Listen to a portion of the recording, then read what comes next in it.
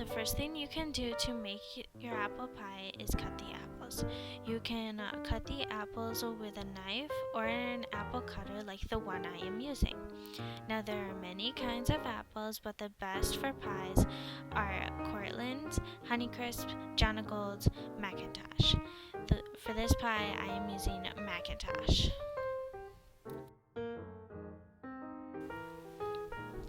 Now after all of the apples are cut with the apple cutter or the knife that you choose, you can peel the apples. Some people like to peel the apple before they cut it, but I like to use the apple cutter and then peel. So I take the individual slices of the apples and I take the paring knife and I get it as close as I can with the skin, in between the skin and the apple, and I just slice it through.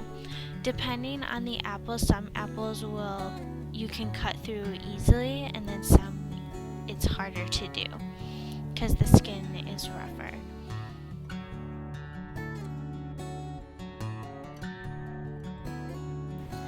Now we are going to make the crust for the pie. Yay! People think it is hard, but it is not. All you need are just a couple of ingredients. Flour, of course, and you want to use all-purpose flour.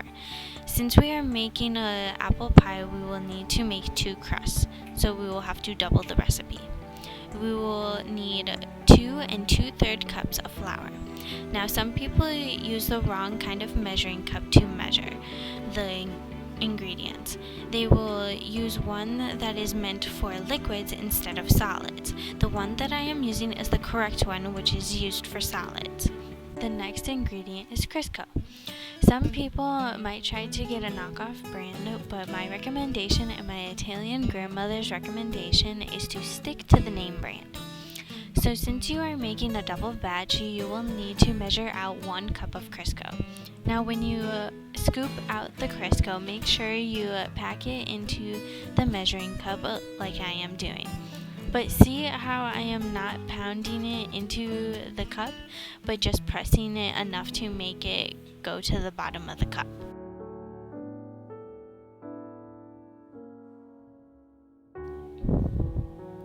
After you put the flour and Crisco in the same bowl, you need to cut the ingredients together. You do this either with a fork, which will take longer, or you can use a tool like the one I am using, which is called a pastry cutter.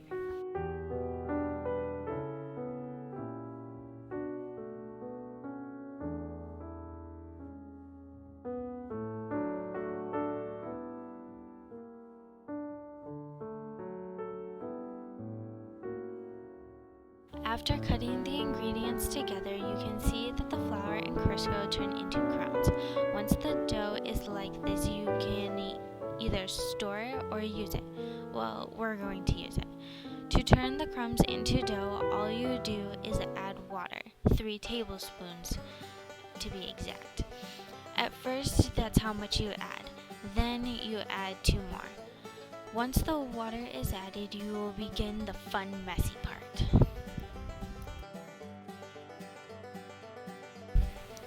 So the fun, messy part is when you mix the water and crumbs together. Now you might think that you do this with a spoon, but you're wrong. You get to use your hands.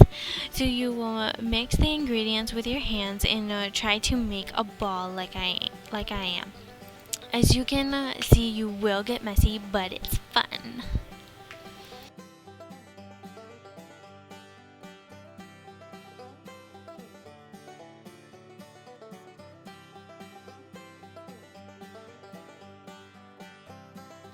After you have made the dough, you will split it into 2 halves. Then you're going to flour the cutting board. After, take one of the halves and put it on the floured cutting board. You will flatten the dough with your hands, then flip it over. Then roll it out using a rolling pin, like I am doing. After getting rolled out quite a bit, you can do what I am doing and measure the crust with the pie dish to make sure that it will fit.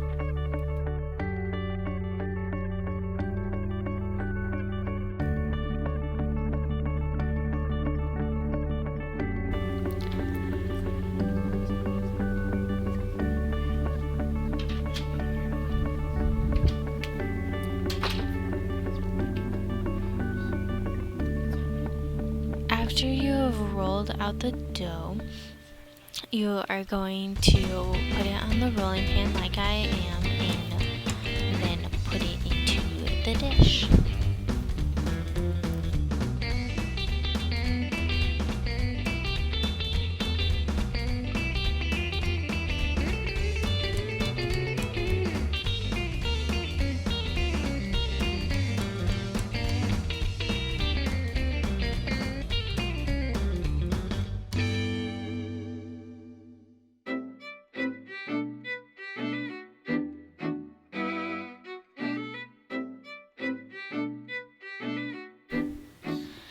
Now we're going to finish the apples.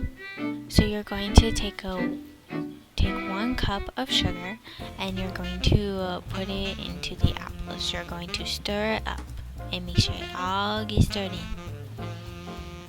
Then you're going to add cinnamon.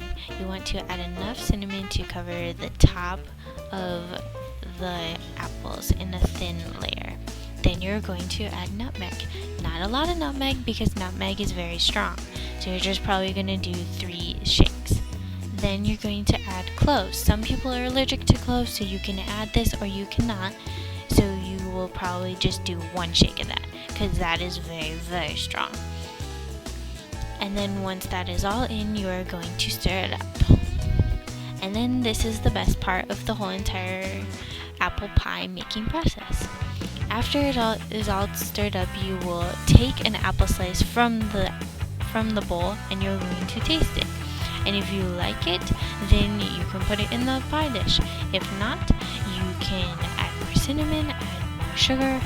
Typically, you don't add more cloves or nutmeg. You just add the cinnamon or sugar to make it taste better. Then after it is all done, you will put it into the dish like you see that I am doing. Then you will add the top layer of the pie, and then you will fork the pie like I did, and then you will cut little slits in it to make it so that the air comes out so the pie doesn't bubble out. And then voila, there is your pie.